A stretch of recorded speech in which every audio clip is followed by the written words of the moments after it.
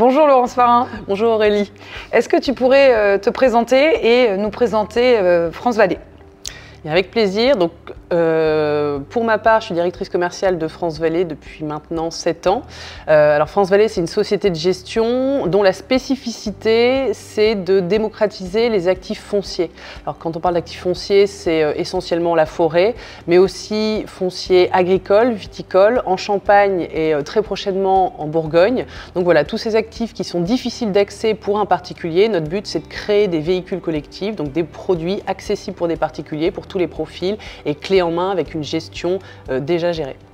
Alors quels sont les critères ESG pour pouvoir faire les investissements France Vallée dans vos véhicules? En fait, les critères ESG, quand on parle d'investissement durable en général, c'est presque, parler de critères, c'est presque un vernis, en l'occurrence c'est notre ADN. Que ça soit pour la façon dont on va monter nos fonds, on ne va pas uniquement se contenter de nos acquis, à savoir on gère déjà un actif durable. La réalité, c'est qu'on va toujours essayer de pousser l'exercice au plus loin, que ça soit dans nos fonds. Par exemple, on va toujours essayer d'aller chercher pour nos fonds principaux le label Greenfin, qui est le label qui est le plus ambitieux finalement. Et c'est pas parce qu'on l'a une fois qu'on l'a ad vitam aeternam. Tous les ans, nos fonds sont audités par Novetic sur délégation du ministère de la Transition écologique. Donc c'est des contraintes, mais au moins c'est pour marquer l'idée qu'on pousse vraiment ces critères-là très loin. Et également sur nos sous-jacents, bien évidemment, parce qu'on parle de forêt. Alors, il y a le cadre réglementaire, évidemment, qu'on respecte. Toutes nos forêts, par exemple, ont des plans simples de gestion validés par le Centre national de la propriété forestière. Toutes nos forêts sont labellisées PEFC ou FSC. Ça, c'est un gage de durabilité. Mais au-delà de ça, on va plus loin. On a également une charte de gestion durable qui reprend tout un tas de règles de bonne conduite. Préserver la biodiversité animale, végétale, parce qu'il faut savoir quand même que c'est dans les forêts qu'il y a 70% de la biodiversité animale terrestre. Ça veut dire protéger les sols, accompagner les arbres dans la transition par rapport au réchauffement climatique, améliorer la captation carbone de nos forêts. Enfin, c'est tout un tas de critères, de débouchés locaux, etc., de règles de bonne conduite que l'on s'impose et qui vont au-delà de ce que la réglementation elle-même nous impose. Quels sont les autres atouts de votre offre chez France Vallée? Alors, au-delà de l'aspect durable, effectivement, l'investissement forestier, finalement, c'est un peu un couteau suisse. D'abord, sur le placement en tant que tel, parce que c'est une classe d'actifs qu'on peut mettre en parallèle des autres. Il y a une performance qui est liée au fait qu'on a tout un tas d'industries qui changent leur mode de consommation pour se tourner vers des matériaux biosourcés, essentiellement donc, le bois et ses dérivés.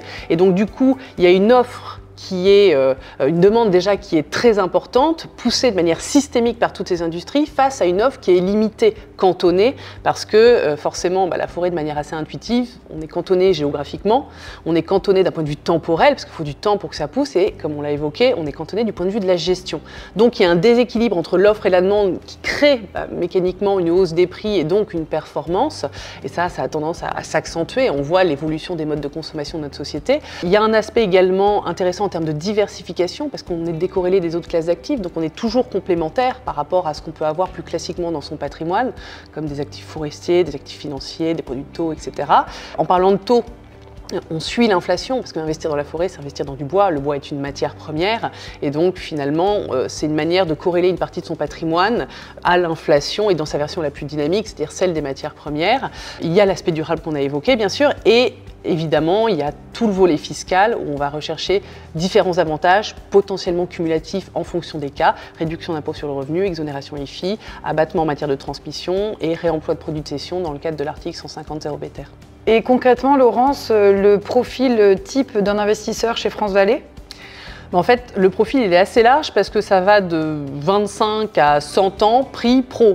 Donc concrètement, ça peut être à peu près tout le monde. Ça peut être le jeune qui commence à travailler, qui commence à payer un peu d'impôts, qui commence à penser à de l'épargne et qui veut épargner sur quelque chose de durable, qui a du sens, qui a un levier d'optimisation fiscale accessoirement et qui pour autant, dans 7 ans, à la fin du délai fiscal, voudra récupérer ses capitaux pour éventuellement faire d'autres projets. Ça peut être la personne un peu plus âgée qui se dit bon je veux ma réduction d'impôts, je veux en même temps commencer à penser à ma transmission et pour autant le côté placement, performance, diversification dans mon patrimoine déjà existant, c'est aussi un levier important et ça peut être jusqu'à la personne qui pense vraiment à sa transmission ou tout simplement quelqu'un qui veut aller sur un placement qui est diversifiant pour son patrimoine avec tous les atouts qu'on a évoqués tout à l'heure. Vraiment, ça peut être n'importe quelle personne, on a tous les profils, donc tout le monde est concerné.